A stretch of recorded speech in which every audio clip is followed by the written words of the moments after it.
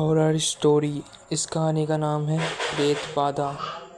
गांव के बाहर एक पुराना वीरान हवेली खड़ा था, जिसे लोग भूतिया हवेली के नाम से जानते थे। हवेली के बारे में कई कहानियां प्रचलित थी, लेकिन किसी ने कभी वहां जाकर सच्चाई जानने की हिम्मत नहीं की। एक दिन शहर से आए 4 दोस्त रोहित, स्नेहा, अमन और काव्या ने उस हवेली की सच्चाई जानने का फैसला किया। वे सब के सब रोमांच और डरावनी कहानियों के शौकीन थे और इस चुनौती को स्वीकार करने के लिए तैयार थे। शाम का समय था जब चोरों हवेली के पास पहुंचे। चारों ने हवेली का गेट धक्का देकर खोला और अंदर दाखिल हुए। अंदर का माहौल एकदम सन्नाटे से भरा था।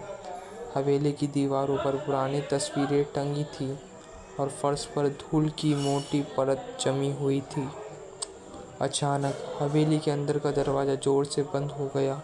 चारों दोस्त एक दूसरे को घबराए नज़रों से देखने लगे। शायद हवा का झोंका था, अमन ने कहा, लेकिन उसकी आवाज़ में भी डर साफ झलक रहा था। वे धीरे धीरे हवेली के भीतर बढ़ते गए। एक कमरे में उन्हें एक पुराना बक्सा मिला, जिसमें कई पुराने दस्तावेज और एक डायरी रखी थी। स्नेहा ने डायरी को उठाया और पढ़ने लगी। उसमें लिखा था कि यह हवेली कभी ठाकुर रणवीर सिंह की थी, जो अपनी पत्नी राधिका के साथ यहाँ रहते थे। एक रात ठाकुर रणवीर सिंह अचानक गायब हो गए और उसके बाद राधिका ने अपने आप को कमरे में बंद कर लिया। कुछ दिनों बाद राधिका की मृत शरीर उस कमरे में पाई गई। कहा जाता है कि ठाकुर रणवीर सिंह की आत्मा अभी भी हवेली में भटकती है और जो भी इस हवेली में आता है वह कभी वापस नहीं जा पाता। डायरी पढ़ते ही सबके रोंगटे खड़े हो गए। अचानक उन्हें कमरे से किसी के रोने की आवाज़ सुनाई दी। डर के बावजूद चारों ने उस कमरे की ओर बढ़ने का फैसला किया। कमरा खुलते ही उन्होंने देखा कि एक औरत सफ़ेद साड़ी में बैठी रो रही थी। उसकी पीठ उनकी ओर थी। स्नेहा ने धीरे से पूछा, आप कौन हैं? औरत ने धीरे धीरे अपनी गर्दन घुमाई और उसकी आंखें खून जैसी लाल हो गईं। वह चिल्लाई, तुम्हें यहाँ नहीं आना चाहिए था।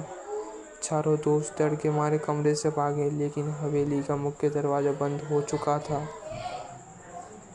उन्होंने बहुत कोशिश की, लेकिन दरवाज़ा नहीं खुला। अचानक हवेली के चारों ओर धुआं धुआं होने लगा और एक एक कर सभी दोस्त गायब हो गए।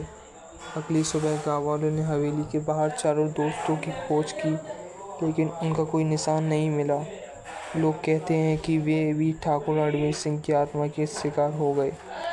उस दिन के बाद कोई भी उस हवेली के करीब जाने की हिम्मत नहीं करता। हवेली अब भी उसी तरह वीरान और भूतिया खड़ी है, मानो अपने अगले शिकार का इंतजार कर रही हो। ऐसे ही और वीडियो देखने के लिए चैनल को सब्सक्राइब करें।